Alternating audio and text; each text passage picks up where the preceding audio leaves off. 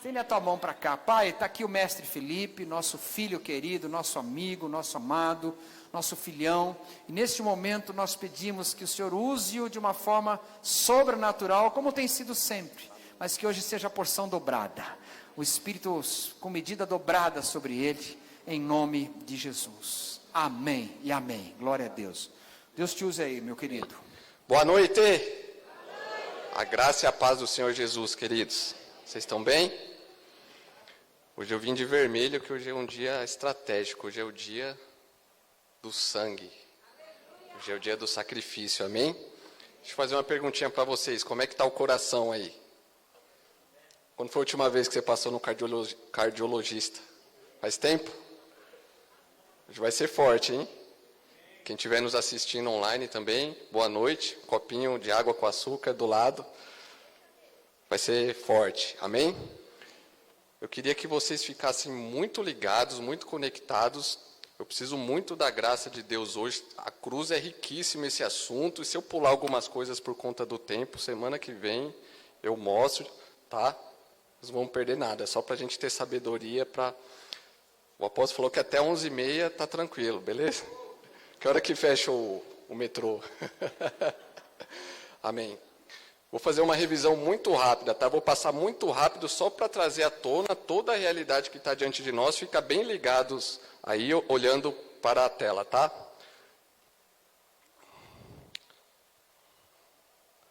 Então vamos lá. A gente começou lá atrás falando de Deus Pai como Criador de todas as coisas. Ele criou o universo, Ele criou a terra, todos os seres vivos que existem, criou o ser humano, criou Adão, criou Eva e havia um relacionamento muito próximo. A gente sempre tem essa imagem em mente do homem, natureza, criação, animais e um relacionamento perfeito. Eles na presença de Deus, a morte não existia aqui, eles podiam contemplar a glória de Deus, eles não eram desfalecidos, um relacionamento muito próximo, muito íntimo, eles eram plenos, eram felizes. Deus estabeleceu um alvo para eles obedecerem, não coma da fruta do conhecimento do bem e do mal. E aqui entrou a figura da serpente, que nós vamos ter um capítulo onde nós vamos falar explicitamente sobre o inimigo, as estratégias dele, como ele tenta jogar o evangelho por terra. Ele imputou no coração do homem e da mulher um desejo dele mesmo, ó, quando vocês comerem do fruto serão semelhantes a Deus. O homem já foi criado à imagem e semelhança de Deus, então o inimigo ele tentou levar o homem num outro patamar, assim como lá atrás isso contaminou o coração dele, e Adão e Eva, ouvindo essa voz e também pelo próprio desejo deles, viraram as costas para Deus e erraram o alvo. Como consequência, Deus imputa a morte sobre o ser humano. Como eu expliquei, a morte, Deus não projetou, eu vou nascer, crescer e morrer. Não, é uma consequência imputada por Deus pela desobediência do homem. Nós vimos 3 mortes. Espiritual, quando eu me desconecto de Deus, não tenho mais prazer em Deus, viro as costas para Ele e tenho inclinação para tudo que Deus não quer que eu faça. A morte física, o ser humano foca muito nessa morte física, mas não é a pior das mortes. Existe uma morte eterna que é do outro lado, a separação de Deus definitivamente numa situação de sofrimento e de juízo por conta dos pecados do homem.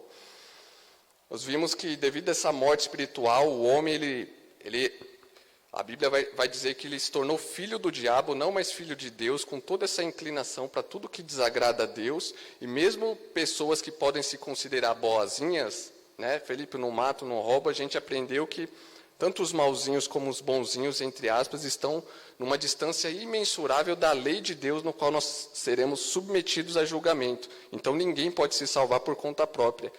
E um dos atributos de Deus é a justiça de Deus. Ele precisa nos julgar com uma justiça perfeita, e ali no banco dos réus, eu e você com todas as nossas mazelas, todos os nossos pecados, ali a lei de Deus, e aqui um grande problema que se apresenta diante de todos nós.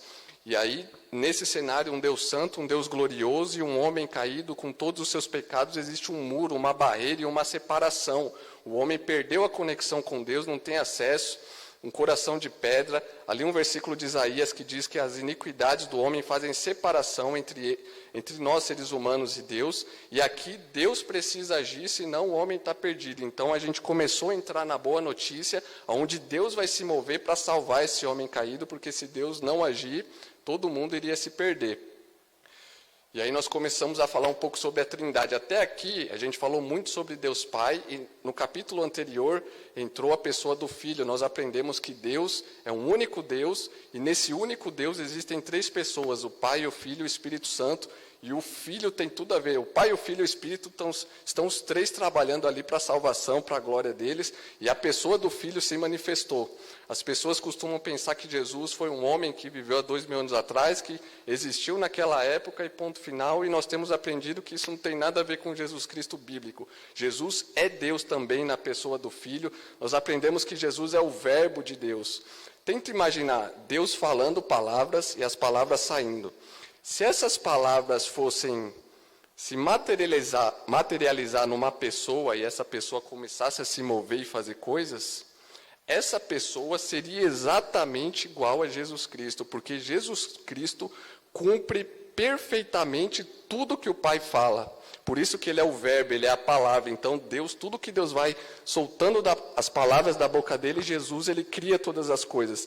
E o Deus Pai criou o universo inteiro, seja planetas, galáxias, animais, céu, terra, seres angelicais e o próprio homem, tudo foi criado por Deus Pai em Jesus Cristo, de modo que tudo é por Ele e para a glória dele mesmo, ou seja, nada existe fora de Jesus Cristo, e aqui a gente já começa a ver que o Jesus Cristo do mundo e o da Bíblia não tem nada a ver, a gente sempre precisa separar as coisas e trazer à tona o Jesus Cristo glorioso, e tudo que Deus faz é através do seu Filho. Deus cria o universo através do Filho, se revela de forma plena através do Filho dele, a ponto de Jesus dizer, quem me vê, vê o Pai, porque eu e o Pai somos um, revelação perfeita. Mais para frente nós vamos ver de fato o julgamento de Deus, e Deus vai julgar todas as coisas com base no Filho dele, que é o varão perfeito, ou seja, Deus não vai nos comparar com a pior pessoa do mundo, ele vai nos comparar com aquele que é perfeito. Só para vocês terem uma ideia de como é impossível a salvação a parte desse caminho que Deus criou para todos nós, e quando a gente fala de salvação, também é através do Filho. Aprendemos que nesse viés de Deus querer que o Filho seja tudo em todos, seja exaltado, nesse enredo bíblico que Deus escreveu, todas as histórias, do Gênesis ao Apocalipse, tudo aponta para Jesus, que são os arquétipos. A gente olhou alguns deles, Abraão, Isaac, qualquer figura que tem aqui. Um pai que está prestes a sacrificar o filho, só que o cutelo não desce, porque é uma figura que aponta para algo maior. E hoje é o dia que o cutelo vai descer. O sangue que livra da morte, a Carla pregou aqui domingo, foi uma bênção, ela deu uma aula, né, Carla, sobre isso daqui. De tantos, o cordeiro que era morto para expiar o pecado, hoje vai se manifestar o Cordeiro de Deus, que tira o pecado do mundo. Definitivamente, não vai precisar ficar sacrificando, vai ser um sacrifício, um sangue tão precioso que definitivamente ele tem poder para perdoar o pecado do homem. Nós vimos que quando a gente olha para a Bíblia, existe uma impressão digital que aponta para uma única pessoa, e essa pessoa é Jesus Cristo. Aqui eu destaquei semana passada Barrabás, que significa filho do Pai, ou seja, o falso filho do Pai sendo livre, para que o verdadeiro, e hoje o verdadeiro filho do Pai vai ser de fato entregue. Ali eu ilustro mais um exemplo, o maná, era um pão que caía para alimentar o povo no deserto. Esse é um arquétipo, é uma figura que está apontando para Jesus. Jesus, tempos depois ele se manifesta e ele vai dizer, eu sou o pão vivo que desceu do céu, aquele que comer de mim jamais terá fome. Fica como lição de casa vocês lerem a Bíblia e ficar caçando os arquétipos. Ó, Jesus, Jesus, Jesus, é do começo ao fim, tudo para trazer glória para o nome dele. E esse Jesus, para cumprir essa obra, Pai, Filho e Espírito trabalhando, o Filho se esvazia e entra na terra como homem, porque foi o homem que pecou, o homem está sob condenação, e teria que ser um intermediador que falasse da parte de Deus e da parte do homem. Jesus Cristo é Deus na pessoa do Filho, quando ele encarna como homem, ele agora é Deus encarnado, então ele pode falar da parte de Deus e da parte do homem. E ele nasce, aí sim, ele nasce como homem, as pessoas começam a história daqui. Aqui ele só encarnou e vai cumprir o propósito aqui na terra, mas antes disso ele simplesmente criou todas as coisas com o seu poder. E aí nós vimos a figura do Pai, do Filho e do Espírito no batismo de Jesus, o Espírito Santo descendo sobre ele e Jesus iniciando o ministério dele aos 30 anos no poder do Espírito Santo. E aí ele só fez coisa básica que a gente viu, curava morto, andava sobre as águas, multiplicava. pão, peixe, transformava água em vinho, enfim, muita coisa boa que vocês podem ler nos 4 evangelhos. Nós vimos que Jesus, e isso aqui muito importante, um slide aí bastante recheado, ele cumpriu a lei de Deus perfeitamente. Eu dei algumas bases bíblicas, vamos ler uma delas, ali na esquerda. Ó, nosso sumo sacerdote entende nossas fraquezas, pois enfrentou as mesmas tentações que nós, mas não pecou. Então Jesus cumpre a lei de Deus em cada pensamento, em cada palavra, em cada ato. Olha o que Jesus disse: a minha comida é fazer a vontade daquele que me enviou e concluir a sua obra. Então Jesus se alimentava dessa vontade de fazer a vontade do Pai dele e cumprir essa obra que iria trazer glória para ele e nos salvar também. E aí nós terminamos nessa parte. Eu perguntei, se Jesus, que cumpriu toda a lei de Deus, fosse submetido a um julgamento diante de Deus, qual seria a resposta de Deus? Houve uma controvérsia, um burburinho no arraial, culpado, condenado. Vamos começar a resolver essas questões. Primeiro, se Jesus fosse julgado por Deus, a resposta da parte de Deus deveria ser absolvido, porque ele não tinha culpa de absolutamente nada. Porém, eu disse para vocês que a sentença foi culpada, sempre estimulando vocês, o que está acontecendo, o que está acontecendo, se Deus está maluco, Deus é louco, onde Deus quer chegar. Falei para vocês que Deus iria absolver pecadores, que Deus ia condenar o inocente. Parece que está tudo invertido, está tudo trocado, mas queridos, tudo sendo cumprido exatamente como Deus, no seu poder e na sua sabedoria, estabeleceu. Nós vamos ver hoje, ainda antes da fundação do mundo, tudo se cumprindo perfeitamente. Estamos juntos? Deu para dar uma resumida aí, né? E a partir de agora a gente entra na obra da cruz. O evento mais importante da história da raça humana, do universo. Felipe, mais do que o tetra, mais do que o homem ter chegado na Lua, embora há controvérsias, mais do que qualquer evento que você imaginar, esse é o evento mais importante de toda a história. Vamos lá. Trazendo a questão à tona novamente. Você acha que Deus foi pego de surpresa no Éden? Alguém acha? Como se a obra que Deus vai fazer em Cristo fosse uma espécie de plano B por conta de ter dado errado o plano A? Alguém pensa assim? Não? Nunca pensem que Jesus é o plano B. É o plano A. E só tem plano A com Deus, diga-se de passagem, né? Vamos falar um pouquinho sobre a onisciência de Deus. Deus sabe de todas as coisas. Olha esse versículo. Embaixo vai ter uma linha do tempo onde a gente vai encaixar o que o apóstolo Pedro está falando, tá? Primeiro, de vermelho, ele vai falar sobre o sangue. Mas com o precioso sangue de Cristo, como de um cordeiro imaculado e incontaminado, aos requisitos que ele tinha que seguir para pagar os nossos pecados, sem mancha, sem qualquer tipo de imperfeição, o qual, na verdade, em outro tempo foi conhecido. Que tempo, Felipe? Ainda antes da fundação do mundo. Olha que interessante. Antes do mundo ser fundado, já havia um conhecimento de um cordeiro imaculado e santo, de um sangue que seria derramado. Já havia sido decretado por Deus. Isso se manifestou na história num determinado momento, mas já estava decretado, e quando Deus decreta algo, não tem como ser diferente, vai se cumprir. E aí acontece o pecado aqui, ó, no Éden, mas lá atrás, ó, Deus já sabia de todas as coisas. E os arquétipos nada mais é do que o plano que Deus criou antes da fundação do mundo, desabrochando capítulo após capítulo. Então, no próprio Éden, Deus fala, vai se manifestar aquele que vai pisar na cabeça da serpente. E os arquétipos, um pai prestes a entregar o seu filho, o sangue que vai nos livrar da morte, o cordeiro pascal, o cordeiro de Deus que tira o pecado do mundo. Isaías 53, que se der tempo a gente vai ler, senão a gente lê semana que vem, uma profecia 700 anos antes de Jesus, que vai narrar na íntegra o sofrimento do Messias. E a gente vai ver hoje, mais uma vez, se a Bíblia é a palavra de Deus ou não.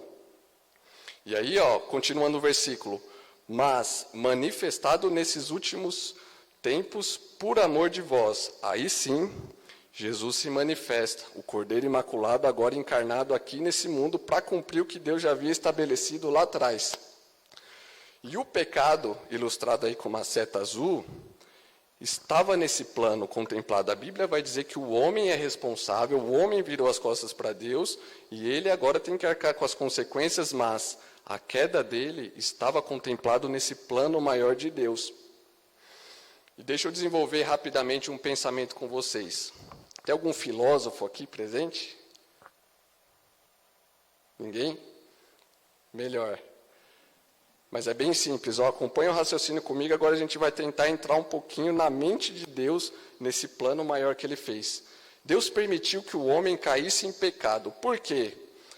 É muito comum ouvir isso aqui, as pessoas olham para o mundo caído, sofrimento, falam, poxa, Deus podia ter feito de outra forma, né? Ele poderia não ter botado a árvore lá, ele poderia ter mandado um raio quando Eva e Adão fossem comer, ele poderia ter feito de alguma outra forma. Por que ele não fez? Por que ele deixou a história seguir esse rumo? Alguém já pensou isso? Além de mim? Olha esse pensamento. Isso aqui é um pouquinho de filosofia, tá? Mas é bem raso, bem simples, todos nós vamos entender. Um ser racional que pensa sempre terá uma razão para as coisas que faz, certo? Deixa eu dar um exemplo para vocês. Se algum dia você estiver lá fazendo... Você está lá num lugar, passa alguém e fala, ô fulano, o que você está fazendo aí? Aí você responde assim, não sei. O que vão falar para você? Você é doido?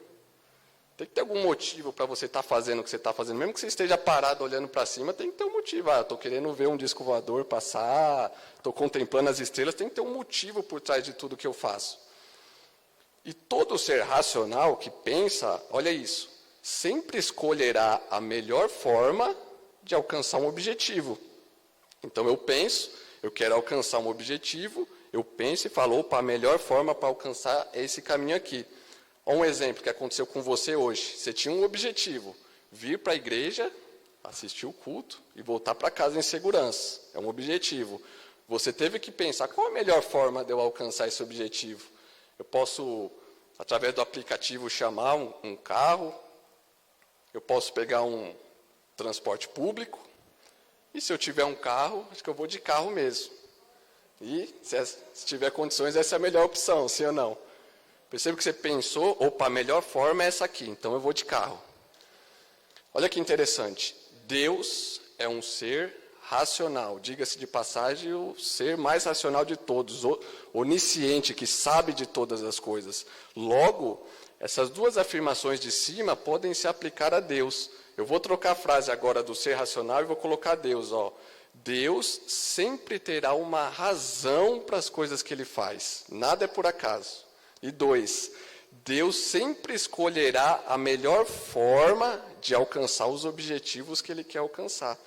E nisso de alcançar os objetivos que Ele quer alcançar, estava contemplada a queda, estava contemplada a redenção, estava contemplada a salvação através do Filho dele, está tudo no enredo que Deus pensou com a mente dele, amém? Estamos juntos?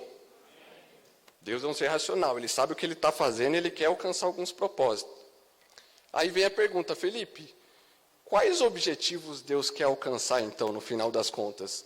Essa é uma pergunta muito profunda e muito ampla, e eu, obviamente, não vou esgotar aqui. Eu quero te dar duas razões para Deus fazer tudo o que Ele fez, da forma como Ele fez, ver se faz sentido para vocês. Primeiro, Deus decidiu se revelar por completo para os seres que Ele criou. Olha esse pensamento que fantástico. Imagine um homem lá bonitão, santo, sem pecado, perfeito, sem culpa nenhuma, se relacionando com Deus. Existiriam atributos excelentíssimos de Deus que não seriam manifestados. Não ia ter como. Exemplo, paciência, misericórdia. Quando que se apresenta a misericórdia? Quando alguém pisou na bola e merece ser executado, você vai lá e dá uma segunda chance. Mas se o homem é perfeito, sem culpa, ele nunca ia ver a misericórdia de Deus.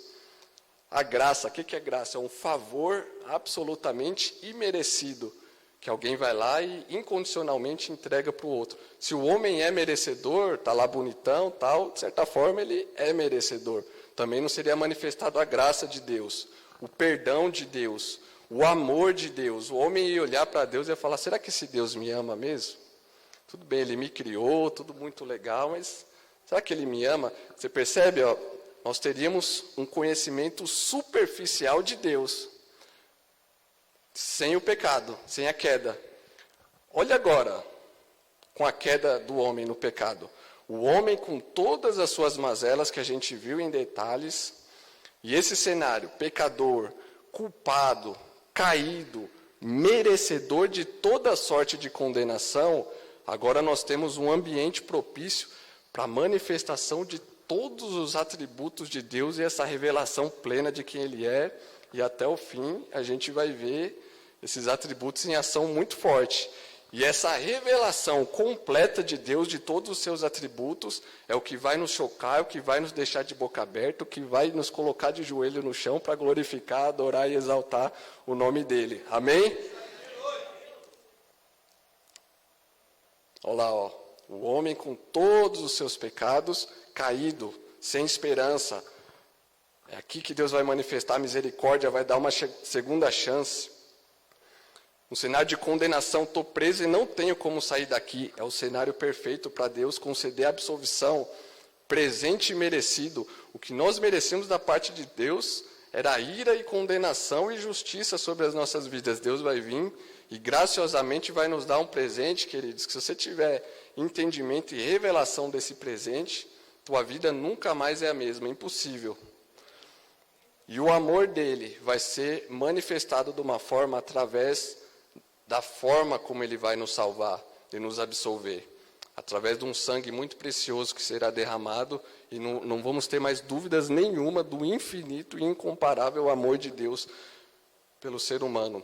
Um outro motivo que eu vejo, por Deus ter feito da forma que Ele fez, dele ter elegido a melhor forma para alcançar os objetivos, Deus continua glorificando o Filho dele acima de todas as coisas. Por isso que nesse plano estava contemplado um sangue, conhecido antes da fundação do mundo, que iria se manifestar e através dessa salvação, Deus está convergindo todo o universo para se dobrar e glorificar e exaltar o nome do Filho dele.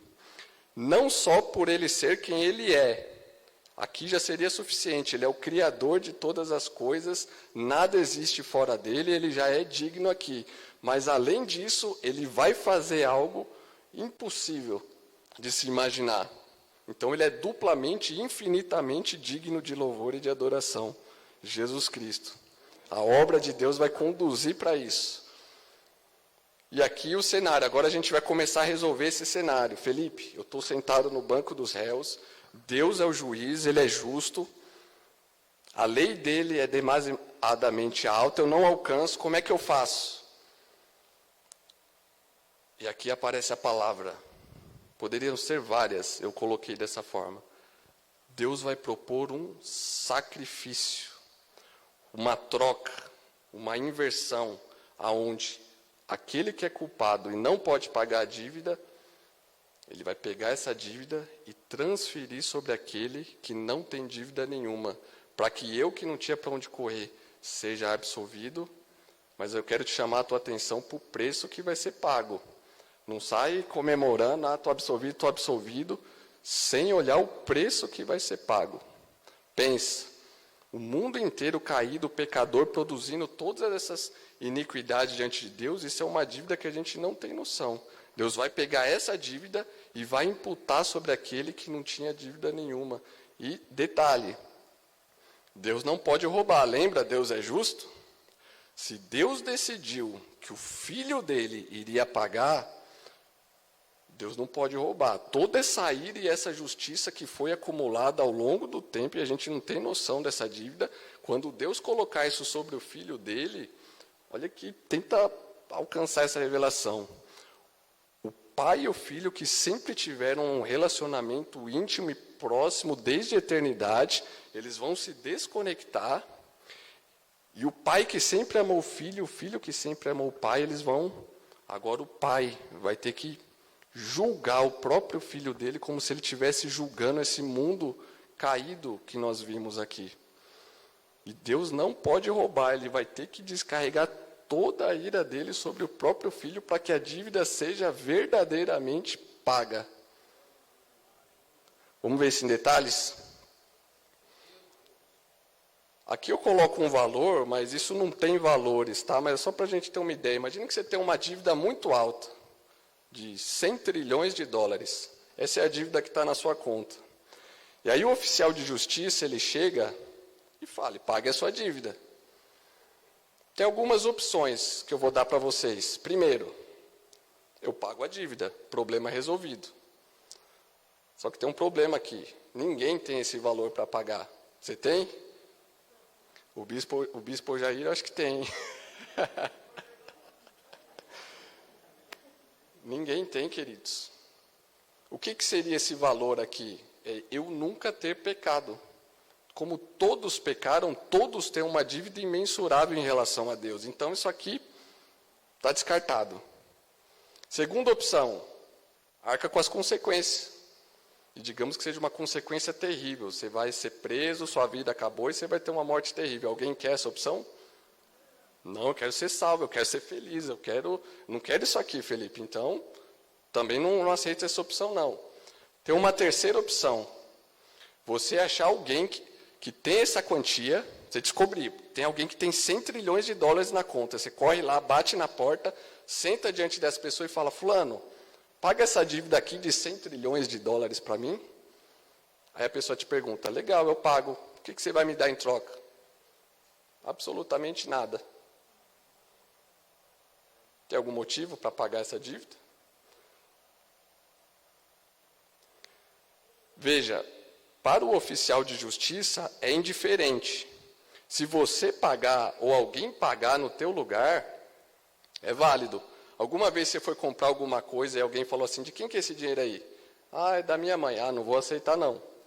Não, chegou com dinheiro, seja meu, seja de alguém, está aqui o dinheiro, está pago. Então, diante de Deus, se alguém aceitasse pagar a nossa dívida, era válido. Mas sabe qual que é o problema?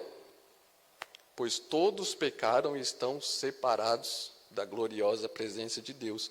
Ninguém pode pagar.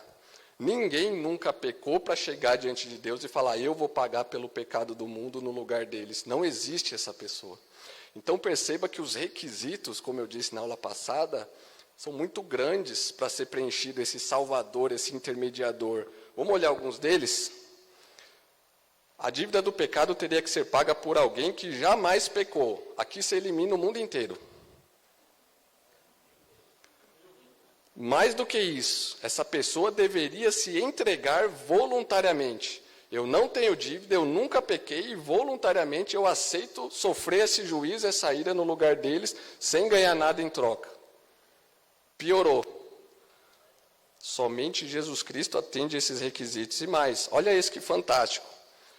Alguém querer dar a sua vida por outro não é válido. Porque a nossa vida mesmo não é nossa. Sua vida é sua.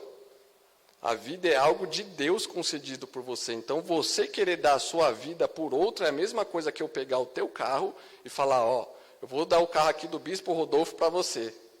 Ô, glória! Eu não posso fazer isso, o carro não é meu. Então, uma pessoa falando assim, eu vou me entregar pelo mundo, ela não pode. Agora, Jesus, Ele é o próprio autor da vida. Por isso que Ele diz, eu posso entregar a minha vida e recebê-la e tomá-la de volta. Vamos ler? O Pai me ama. Olha porque o Pai ama o Filho. Pois sacrifico minha vida para tomá-la de volta. Ninguém tira de mim. Olha lá, ó, mas eu mesmo a dou voluntariamente.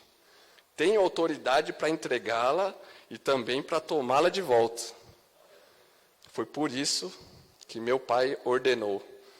Percebe que se alguém vir com algum papo furado de querer botar algum outro intermediador, algum outro salvador, corre. Somente Jesus Cristo atende a todos esses requisitos. Ele é ao mesmo tempo Deus, Ele é ao mesmo tempo homem, Ele nunca pecou, Ele se entrega voluntariamente, Ele dá a vida que é dele e toma de volta.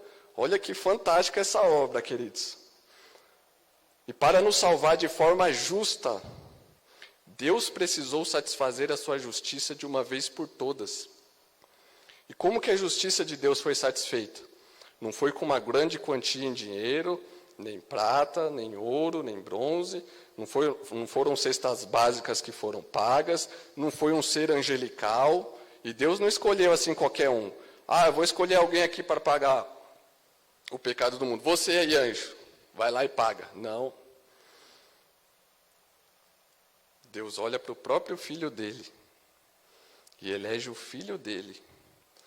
Se a gente voltar lá no cenário do tribunal, alguém sentado no banco dos réus e o juiz querendo salvar aquele criminoso, ele não pode falar, eu sou o amor, eu te absolvo.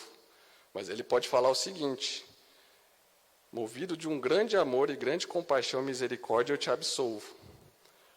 Mas a justiça que deveria cair sobre você, eu pego o meu próprio filho e coloco sentado no banco dos réus no teu lugar e transfiro a tua culpa sobre ele e ele paga no teu lugar para que você saia absolvido. Perceba? Tem que doer para o juiz. Se ele realmente quer ser justo e justificador do pecador, ele teve que entregar o próprio filho dele. E o que foi pago, Felipe? Aquilo que é mais valioso no universo inteiro, o próprio sangue do Filho de Deus, que criou todas as coisas, se esvaziou da sua glória, encarnou, não pecou, vai ser na conta dele que vai cair todo o pecado da raça humana. Tenta ter dimensão disso. Aqui nós temos a figura da redenção. O que significa essa palavra redenção? É um ato de soltura de um escravo, que ocorria no primeiro século, mediante o pagamento de um preço. Quem é o escravo aqui na história? Somos nós. Escravos do pecado, inimigos de Deus, filhos do diabo, inclinados para tudo que Deus odeia. E Jesus vai falar, quanto custa esses escravos aí? Deus apresenta a conta. É como se Jesus falasse, eu pago o preço. E aqui não é só Jesus e nem só o Pai, é o Pai, o Filho e o Espírito trabalhando junto para concluir essa obra. Nunca pense que Jesus está aqui assim, não, Pai, eu não quero ir não, eu não tenho nada a ver com isso, e o Pai, vai lá, filho, você vai ter que ir lá, você vai ter que ir lá. Não. O Pai e o Filho, em perfeita comunhão, e o Espírito, uma obra, o Filho que ama o Pai falando, eu vou, Pai. E o Pai falando, filho, você é escolhido e você vai ser exaltado por causa dessa obra. E o Espírito trabalhando e consolando e a Trindade trabalhando juntos para a salvação do homem. Presta atenção agora nesse slide. De um lado, um mundo caído. Pensamentos impuros, pornografia, mentira, blasfêmias, falta de honra a autoridades, roubos, enfim. Corrupção, o pecado do mundo, toda imundícia cometida desde a fundação do mundo, sendo acumulado. O mundo caído, sujo, pecador, culpado. E do lado, Deus olhando para tudo isso, se irando. Lembra? A ira de Deus não é algo que surge do nada porque ele acordou de mau humor. Tem um motivo, uma razão. A maldade do homem, o pecado. E ele é justo. Essa dívida precisa ser paga. Olha o que Deus vai fazer. Num primeiro momento, todo o juízo, toda a ira, toda a condenação, devido aos pecados do homem, estão apontando para a raça humana inteira. Deus poderia ter acabado a história aqui.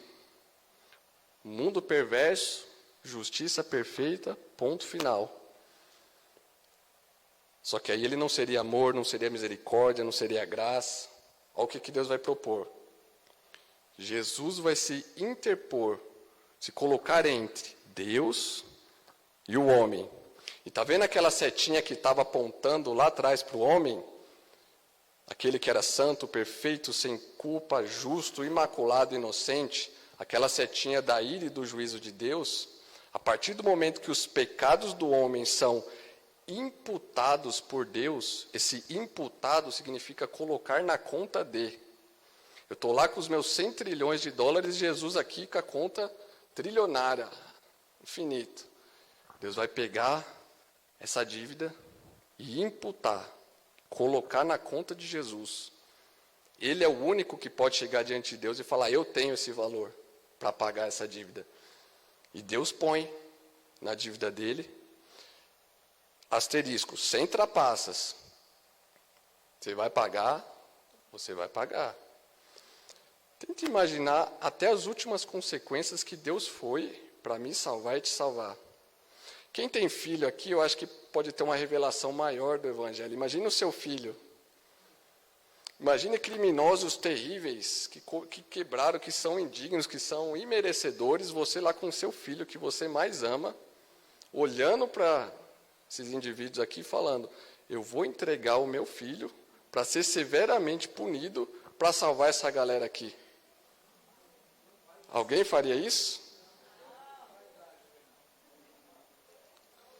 E olha que interessante, o Filho de Deus é infinitamente mais valioso do que o filho de qualquer um de vocês.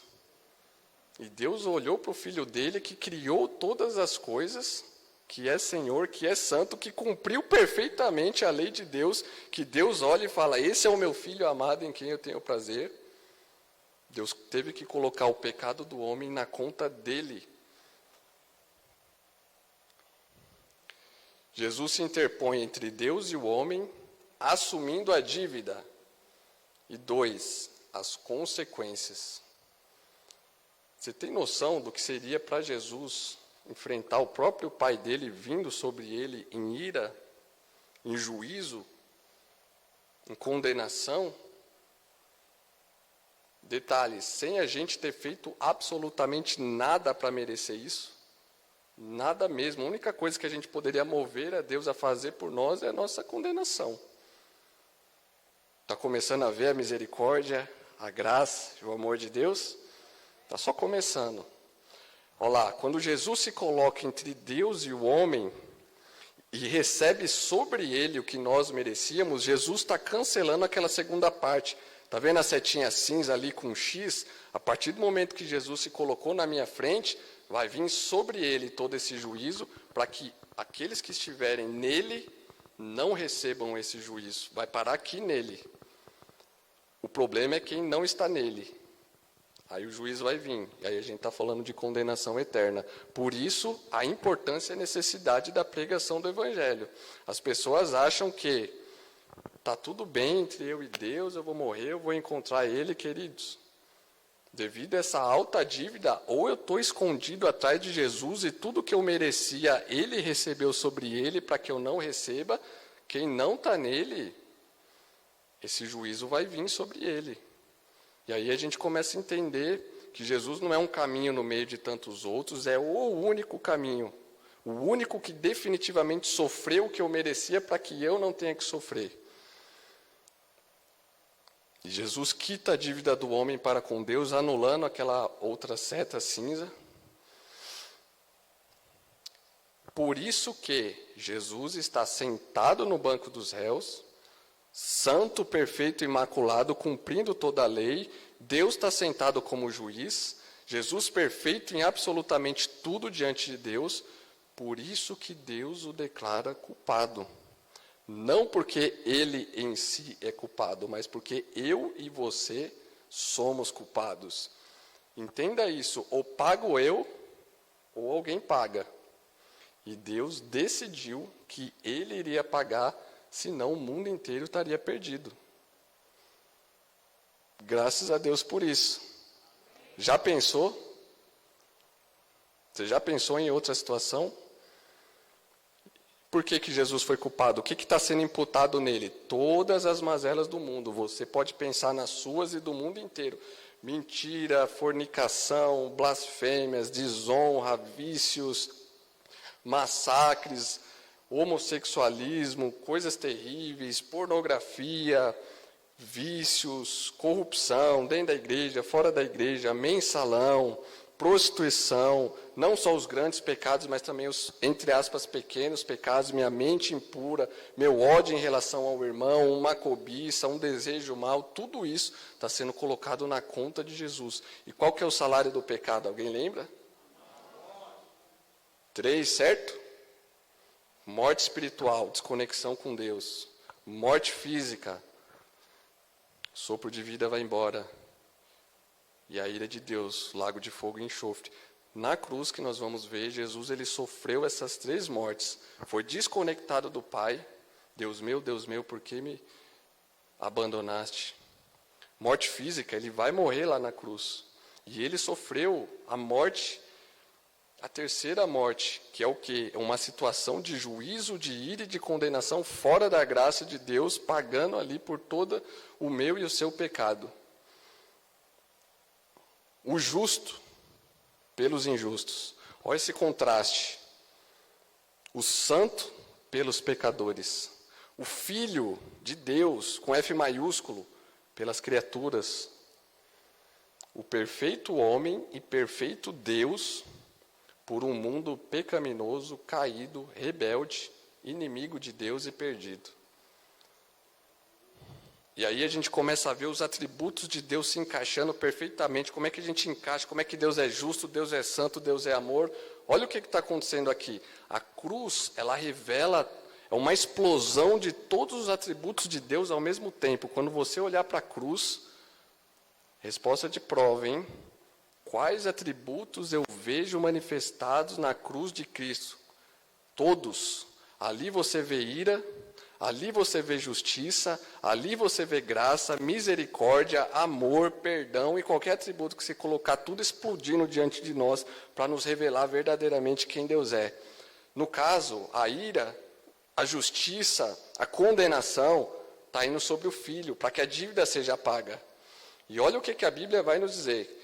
Jesus, ele se torna uma maldição. Aquele que era o Cordeiro Santo de Deus, olha o que ele teve que passar por nós. Não só maldição, mas ele vai ser moído e abandonado pelo Pai. Olha esse texto. Se alguém cometer um crime que merece a pena de morte e por isso foi executado e pendurado numa árvore, no madeiro, não deverá permanecer pendurado ali durante a noite. Enterre o corpo no mesmo dia. Por quê? Pois todo aquele que é pendurado no madeiro é maldito aos olhos de Deus. Na cruz, o Filho se tornou maldito aos olhos de Deus. Pensa nisso. Ira, justiça sobre Jesus, para pagar o meu e o seu pecado com preço de sangue. E o que está fluindo da parte de Deus para o resto da humanidade?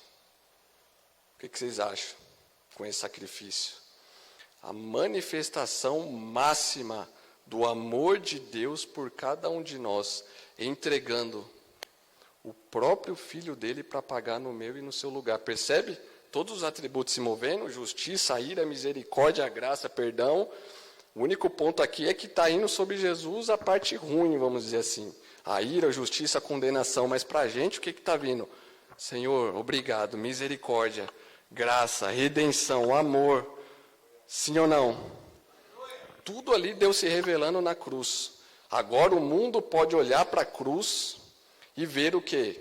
A paciência de Deus, que não se apressou em destruir esse mundo. Deus aguardou a plenitude dos tempos para realizar essa obra, a paciência, a graça, o favor imerecido de Deus. A gente não merecia absolutamente nada a não ser condenação, e Deus pega aquele que é mais importante do que tudo e do que todos, e é exatamente esse aqui que Deus vai entregar em oferta pela minha e pela tua vida.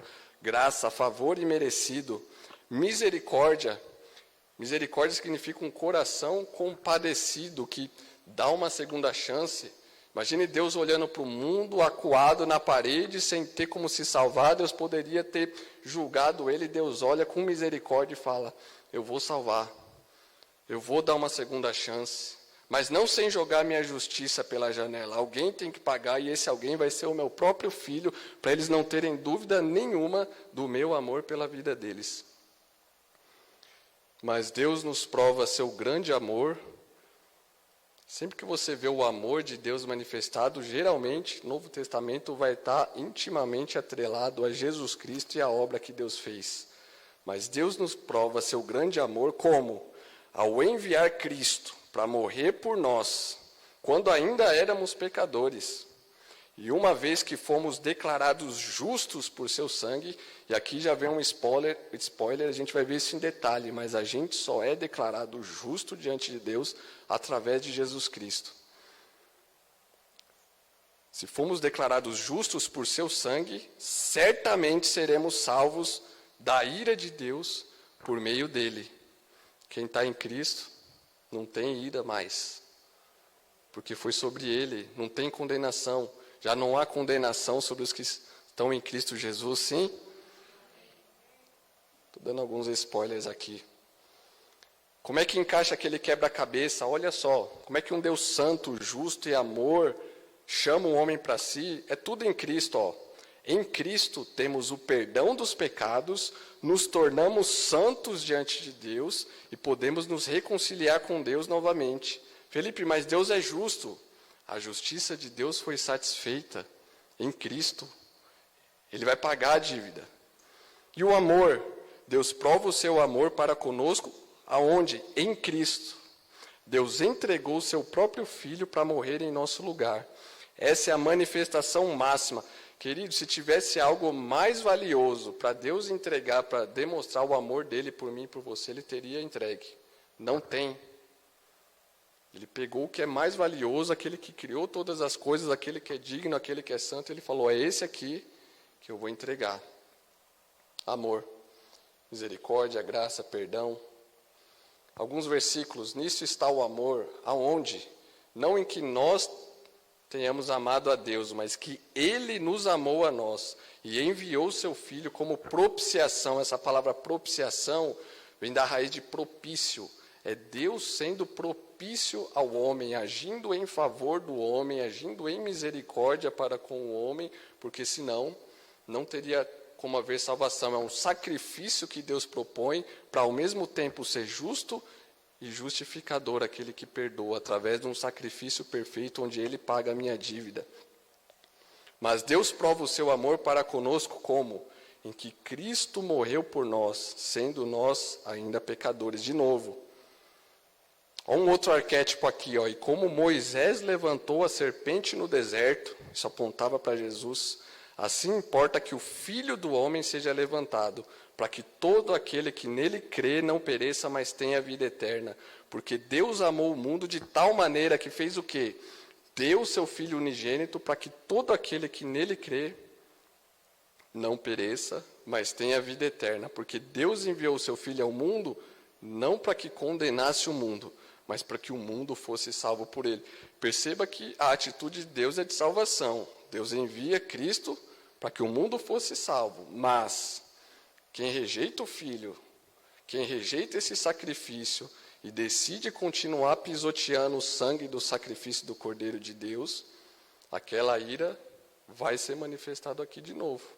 E eu entendo que fica pior, porque depois desse sacrifício, imagine você que supostamente decidiu entregar o teu filho para morrer no lugar de um marginal, e o marginal sai livre e volta a cometer os mesmos crimes que levaram ele. Qual seria a tua reação? Eu entreguei o meu próprio filho aqui em amor por você e você não valorizou e você quer continuar pisoteando esse sacrifício aqui. Imagine o tamanho do juízo que vai vir sobre aqueles que pisoteiam esse sangue e fazem pouco caso do sacrifício de Deus na cruz por Jesus. Isso aqui é muito sério, queridos, muito sério. Pois Deus fez em Cristo aquele que nunca pecou, a oferta por nossos pecados, para que por meio dele fôssemos declarados justos. Justos, por meio dele fôssemos declarados justos diante de Deus. A gente vai aprender isso mais ainda, tá? Olha isso. Vocês conhecem a história. Jesus no Getsemane, diz o texto que ele estava num sentimento de agonia e de pavor tão grande que escorria, isso tem um nome, chama hematidrose. Quando a pessoa está numa situação de angústia muito forte, muito grande, ou ela morre de infarto, ou às vezes explode e acontece alguma coisa. Porque o coração ele bate muito forte, que o sangue às vezes não dão conta e começa a sair pelos poros, sangue. Você consegue imaginar Jesus Cristo, o Filho glorioso de Deus, numa situação dessa? Por mim e por você? Ou que diz, afasta de mim esse cálice, Pai, contudo, seja feita a tua vontade, não a minha. Então apareceu um anjo do céu que o fortalecia. Ele orou com ainda mais fervor, e a sua angústia era tanta, que o seu suor caía na terra como gotas de sangue. Deixa eu te fazer uma pergunta. O que você acha que tinha nesse cálice? A cruz, os açoites, a morte. O que tinha nesse cálice a ponto de Jesus estar nessa situação aqui?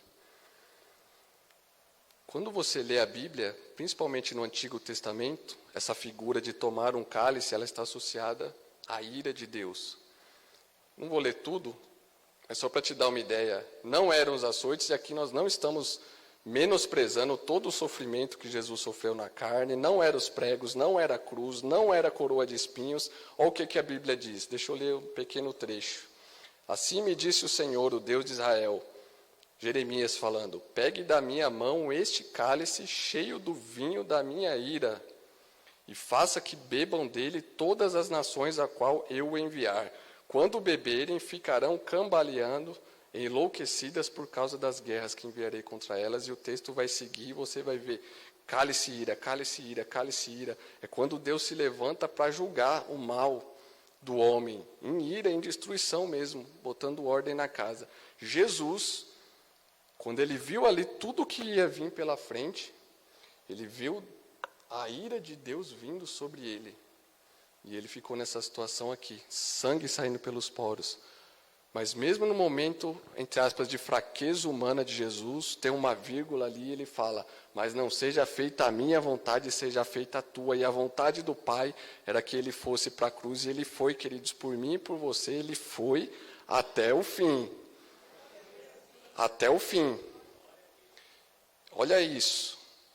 Cristo nos resgatou da maldição da lei quando se tornou maldição em nosso lugar. O que é maldição? Contrário de bênção, certo? Tudo que é bênção na Bíblia, na cruz, Jesus teve que sofrer o contrário. Deixa eu dar alguns exemplos para vocês. Você vai lá para as bem-aventuranças. Felizes os misericordiosos, pois serão tratados com misericórdia. É uma bênção ser tratado com misericórdia. Só que Jesus se fez maldição, não teve misericórdia com ele. Felizes os que promovem a paz, pois serão chamados filhos de Deus. Jesus não foi reconhecido como filho de Deus ali. Crucifica, solta Barrabás, o falso filho de Deus, e crucifica esse aí. A gente não recebe esse aí não. Felizes os que têm coração puros, pois verão a Deus.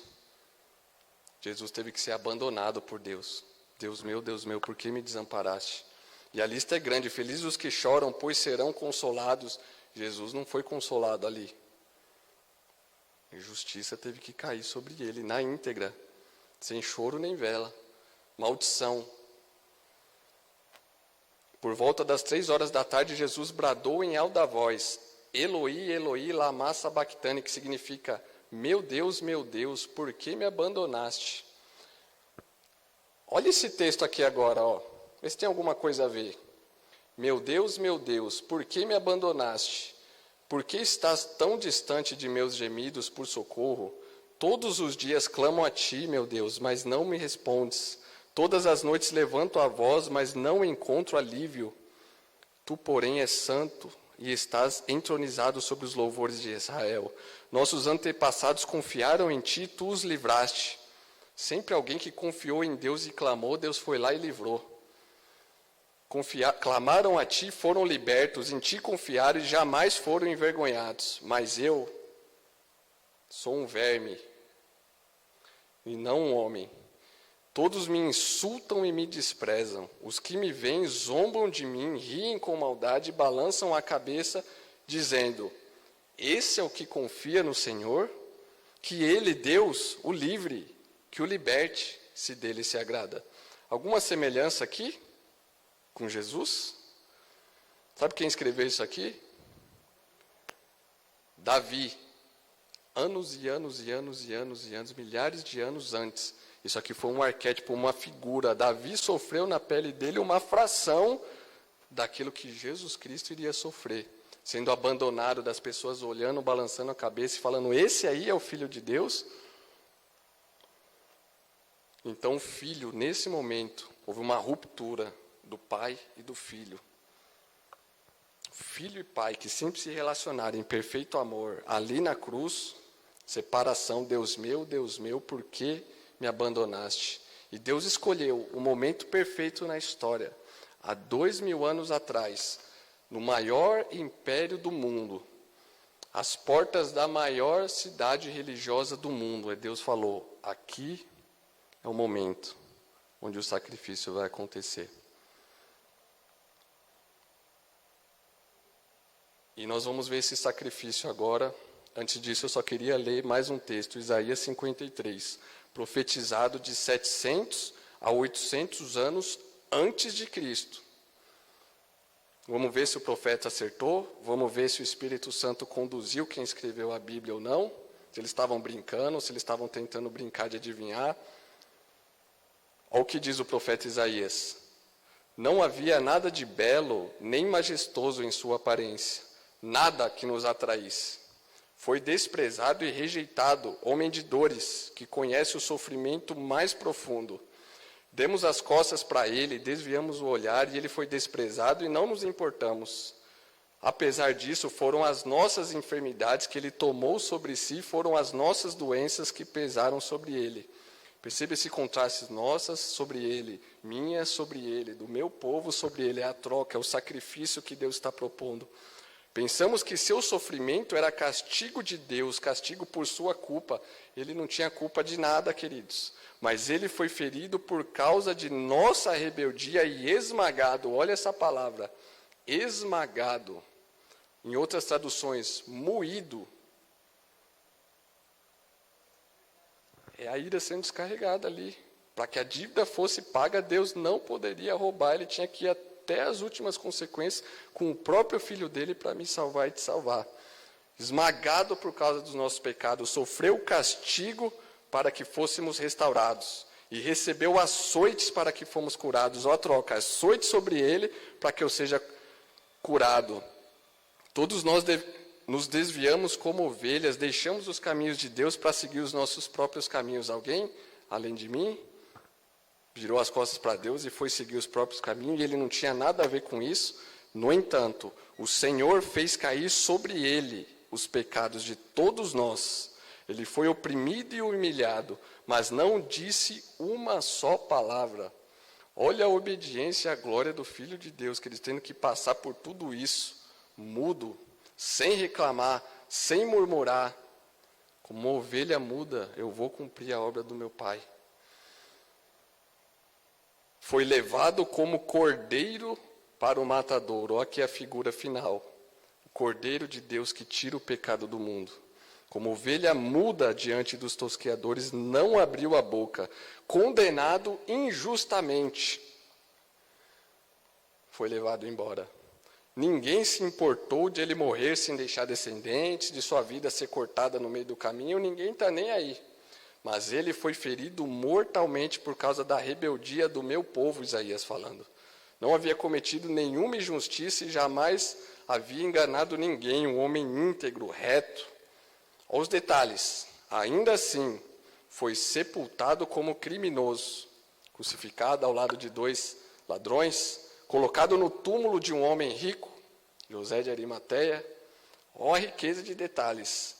Fazia parte do plano do Senhor de novo, esmagá-lo. E aqui deixa eu explicar algo. Já aconteceu de eu estar pregando o Evangelho e a pessoa ficar brava com Deus ao ver o que Deus fez em Jesus Cristo. Que Deus é esse? Que Deus mau que faz isso com o próprio filho? Quem fala isso não entendeu absolutamente nada do que o Evangelho está explicando. Ou pagava eu, ou pagava você. E você tem que dar graças e glórias a Deus, porque o Deus Pai fez isso com o Filho dele, porque senão todos nós estaríamos condenados eternamente no inferno. E ao olhar o que Deus fez no Filho dele, não é porque Deus é masoquista, ele gosta de ver o Filho sofrer. Não tinha outra forma. Ou alguém pagava, ou pagava eu e você, e o único que poderia pagar era o próprio Filho dele, Jesus Cristo, e Deus foi até as últimas consequências e descarregou a ira sobre o Filho, e esmagou e moeu o próprio Filho para que eu e você pudéssemos ser salvos. Então, ao olhar para a cruz, para o amor, queridos, é amor, é gratidão, é rendição, não é ficar bravo com Deus. Agora, se você quiser falar, Deus, eu não aceito esse sacrifício aí, não. Fica à vontade, querido. Então vai você peitar Deus lá e vai vir a mesma ira sobre você, é condenação eterna. Gruda em Jesus, gruda na cruz com toda a sua força, porque Ele é quem nos livra da ira vindoura através do seu sacrifício e por Ele ter sofrido no nosso lugar. Amém? Vamos fechar aqui. Quando, porém, sua vida for entregue como oferta pelo pecado, ele terá muitos descendentes. Da mesma forma que Adão tem muitos descendentes que vieram debaixo de uma condenação, agora Cristo, embaixo dele, tem uma descendência agora que vai ser reconciliada e salva com Deus, e nós fazemos parte desses descendentes. terá vida longa, e o plano do Senhor prosperará em suas mãos, esse plano maravilhoso de salvação. Quando ele ver tudo o que resultar da sua angústia, ficará satisfeito.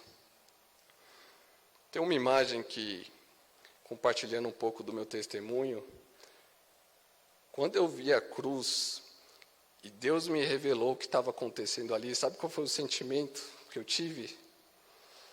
É como se eu imaginasse Jesus e o Pai, Jesus falando assim: foi duro, foi terrível, foi triste, foi sofrido, mas o Felipe entendeu, olha o Felipe ali, olha o Felipe antes, preso no pecado, indo para a condenação, olha o Felipe agora.